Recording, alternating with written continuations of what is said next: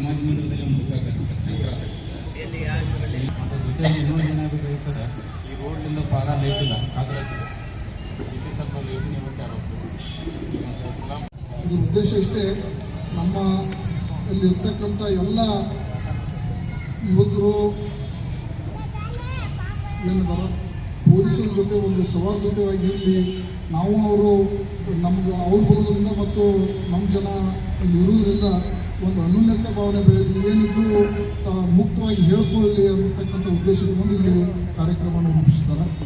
ಅಂದರೆ ನಾವು ಕೆಲವೊಂದು ಮುಖಂಡರಷ್ಟೇ ಅಲ್ಲಿ ಬಂದು ಏನಾದರೂ ಹೇಳ್ಬೋದು, ಇಲ್ಲಿರ್ತಕ್ಕಂಥ ವಿಷಯಗಳನ್ನು ಇನ್ನಷ್ಟು ನಡೀತಕ್ಕಂಥ ವಿಷಯಗಳನ್ನು ಈ ಯುವಕರು ಅದನ್ನು ಅನುಭವಿಸಿರ್ತಾರೆ. ಅಂಥವೆಲ್ಲನೂ ಸೈಬರ್ ಮುಂದೆ ನಜರಿತ್ತಂದ್ರೆ ಈ ಏರಿಯಾದಲ್ಲಿ ಏನಾಗ್ತಿರ್ತಾವೆ ಅಂಥ ರಹಿತ ಘಟನೆಯನ್ನು ತೆಗಿಲಿಕ್ಕೆ ಒಂದು ಸಾಧ್ಯ ಆಗ್ತದೆ ಅನ್ನೋ ಉದ್ದೇಶಕ್ಕೆ ಇಟ್ಕೊಂಡು ಇವತ್ತು ದಿವಸ ಇಲ್ಲಿ ಒಂದು ಮೀಟಿಂಗನ್ನು ಆಯೋಜನೆ ಮಾಡ್ತಾರೆ. ಗಾಡಿಗೆ ಡಾಕ್ಯುಮೆಂಟ್ಸ್ ಇದ್ದಿಲ್ಲ ಅಥವಾ ಬೇರೆಯವ್ರ ಹೆಸರಲ್ಲಿ ಇತ್ತು, ಎಷ್ಟು ತೊಂದರೆ ಇತ್ತು, ಎಲ್ಲರಿಗೆ ಎಷ್ಟು ತೊಂದರೆ ಇತ್ತು, ಏನಾರು ಅನುಕೂಲ ಆಯ್ತಾ? ಈ ಉದ್ದೇಶ ನಮ್ಮ ಲೈಫಲ್ಲಿ ಅಥವಾ ನಮ್ಮ ಇದರಲ್ಲಿ ಪೊಲೀಸ್ ಎಮರ್ಜೆನ್ಸಿ ಸರ್ವಿಸ್ ಯಾವಾಗ ಎದಕ್ಕೆ ಯಾವಾಗ ಅಂತ ನೀವು ಏನೇ ಆಯ್ತು ಅಂದ್ರೆ ತಕ್ಷಣ ನೀವು ಬರೋದೇ ಪೊಲೀಸ್ ನೆನಪು. ತಕ್ಷಣ ಬಂದಾಗ ನಮ್ಮ ಸಮಸ್ಯೆಗಳು, ಸರ್ ಮರ್ತು ಹೋದೆ ಸರ್, ನಂಬರ್ ಸಿಗಲಿಲ್ಲ ನಿಮ್ದು, ಅದು ಸಿಗಲಿಲ್ಲ ಅಂತ ಇರುತ್ತೆ. ಕೆಲವೊಂದ್ಸಲ ಯಾರು ಲೀಡರ್ಸ್ ಕಲ್ತರು ಅವ್ರದ್ದು ಎಲ್ಲ ಬ್ಯುಸಿ ಇರ್ತೈತಿ, ಸ್ವಿಚ್ ಆಫ್ ಆಗಿರ್ತಾರೆ ರಾತ್ರಿ ಎಲ್ಲ.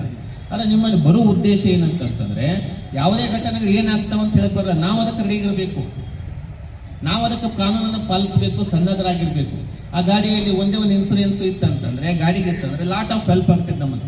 ಆ ಲೈಫಲ್ಲಿ ಏನಾಗುತ್ತೆ ಬೇರೆಯವ್ರು ಕಡ್ಲಿಕ್ಕೆ ಆಗಲ್ಲ, ಅವ್ರ ಮುಂದೆ ಬರೋ ಫ್ಯಾಮಿಲಿಗೆ ಏನಾಗುತ್ತೆ ಲಾಟ್ ಆಫ್ ಹೆಲ್ಪ್ ಆಗುತ್ತೆ. ಅದಕ್ಕೆ ಎಷ್ಟು ಇರ್ತದೆ? ಬರೀ 15 ರೂಪಾಯಿ ಖರ್ಚಾಗುತ್ತೆ, ಜಸ್ಟ್ 15 ರೂಪಾಯಿ. ನಾವು 15 ರೂಪಾಯಿನ ನಾವು ಥಿಂಕ್ ಮಾಡಿದ್ರೆ ಈಗ ಕುಡಿದು ಬಿಡ್ತೇವೆ ನಾವು. ಲೆಕ್ಕ ಹಾಕಿದ್ರೆ ಒಂದು 90 ನೀವೇ ಹೇಳಿ ಲೆಕ್ಕ ಹಾಕಿದ್ರೆ ಹೇಳ್ತೇನೆ. ಒಂದು 90 ನೀವು ದಿವಸ ಯಾರು 90 ಒಂದು ಕ್ವಾರ್ಟರ್ ಕೊಡ್ತಾರೆ ಮಿನಿಮಮ್ ಅಂದ್ರೆ. ಅದಕ್ಕೆ ಎಷ್ಟು ರೇಟ್ ಇರ್ತದೆ? ಯಾವ್ದಾದ್ರು ಚೀಪೆಸ್ಟ್ ಕ್ವಾಲಿಟಿ ಅಂತಂದ್ರೆ 200-150 ರೂಪೀಸ್ ಐತಿ. ಲೆಕ್ಕ ಹಾಕಿ ನಿಮ್ಮ ತಿಂಗಳಿಗೆ ಎಷ್ಟಾಗುತ್ತೆ ನಿಮ್ಮ ಬಜೆಟ್, ವರ್ಷಕ್ಕೆ ಎಷ್ಟಾಗುತ್ತೆ? ವರ್ಷಕ್ಕೆ ನಿಮ್ಮ ಮಕ್ಕಳದ್ದು ಎಜುಕೇಷನ್ ಕಂಪ್ಲೀಟ್ ಆಗುತ್ತೆ, ಅದರಲ್ಲಿ ನಿಮ್ಮ ಮಕ್ಕಳಿಗೆ ಎಜುಕೇಷನ್ ಕಂಪ್ಲೀಟ್ ಆಗುತ್ತೆ.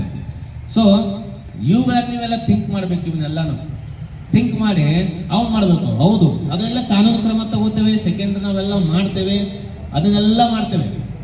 ಸೊ ನೀವು ಅದನ್ನ ನೀವು ಕಂಟ್ರೋಲ್ ಮಾಡಬೇಕು. ಕಂಟ್ರೋಲ್ ಮಾಡ್ಬೇಕಂತ ಹೇಳಿ ಬೇರೆ ದೊಡ್ಡ ಕೇಸ್ ಇದೆ ನಮಗೆ. ಅದನ್ನ ಬಿಟ್ಕೊಂಡು ಏನ್ ಮಾಡಿದೆವು, ಅದು ಪತ್ತೆ ಮಾಡಬೇಕಂತ ಹೆಣ್ಮಗಳನ್ನ ಗೋಲ್ಡನ್ನ ಪತ್ತೆ ಮಾಡಿ ಕುಡಿಸಿದ್ವಿ ನಾವು. ಸೊ ಏನಿರುತ್ತೆ, ಪೊಲೀಸ್ ಇಲಾಖೆಯ ಪ್ರಾಮಾಣಿಕ ಪ್ರಯತ್ನ. ಅದಕ್ಕೆ ನೀವು ಜೋಡಿಸಿದ್ರೆ ನೀವು ಕೈಗೆ 10 ಬಾತೆ ನಮ್ದಾರೇ ಐತಿ. ನಾವು ಏನೋ ಒಂದು ಮನೆ ಕಟ್ಬೇಕಾದ್ರೆ ಕನಿಷ್ಠ ಒಂದು 20 ಲಕ್ಷ 25 ಲಕ್ಷ ಖರ್ಚು ಮಾಡ್ತೇವೆ. ಸಣ್ಣ ಮನೆ ಅಂತಂದ್ರೆ 15-20 ಲಕ್ಷ ಖರ್ಚು ಮಾಡ್ತೇವೆ. ಒಂದು 5 ಸಾವಿರ ಕೋಟ್ CCTV ಹಾಕೋದಿಲ್ಲ. ಆದ್ರೆ ಟೈಲ್ಸ್ ಬಗ್ಗೆ ವಿಚಾರ ಮಾಡ್ತೇವೆ, ಡೋರ್ ಬಗ್ಗೆ ವಿಚಾರ ಮಾಡ್ತೇವೆ, ಬೇರೆದ್ರ ಬಗ್ಗೆ ವಿಚಾರ ಮಾಡ್ತೇವೆ. ಆದ್ರೆ ಇದು ನಮ್ಮ ಕಣ್ಣಿಗೆ ಕಾಣೋದಿಲ್ಲ. ಮೊಬೈಲ್ ಬಂದ ವಿಚಾರ ಮಾಡ್ತೇವೆ, ಆದ್ರೆ ಇದು ಯಾಕೆ ಕಾಣೋದಿಲ್ಲ ನನಗಂತೂ ಅರ್ಥ ಆಗೋದಿಲ್ಲ. 3.5-4 ಲಕ್ಷ ರೂಪಾಯಿ ಗಾಡಿ ತಗೋತೇವೆ, 15 ರೂಪಾಯಿ ಇನ್ಸೂರೆನ್ಸ್ ಮಾಡೋದಿಲ್ಲ.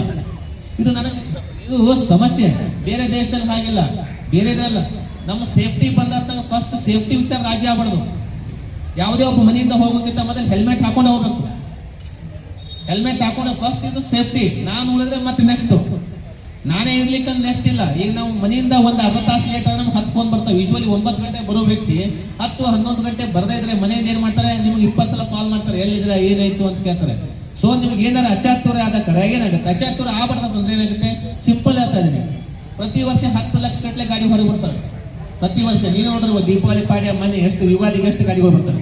ರೋಡ್ಗಳು ಸೇಮ್ ಅದೇ, ರೋಡ್ಗಳು ಚೆನ್ನಾಗಿದೆ, ಗಾಡಿಗಳ CC ಸಂಖ್ಯೆಗಳು ಬರೋ ಹೆಚ್ಚಾಗಿದೆ, ಸ್ಪೀಡ್ ಪಡೆಯೋದು ಅಷ್ಟೇ ಹೆಚ್ಚಾಗಿದೆ, ವೈಲೇಷನ್ ಮಾಡೋ ಸಂಖ್ಯೆನೂ ಅಷ್ಟೇ ಹೆಚ್ಚಾಗಿದೆ.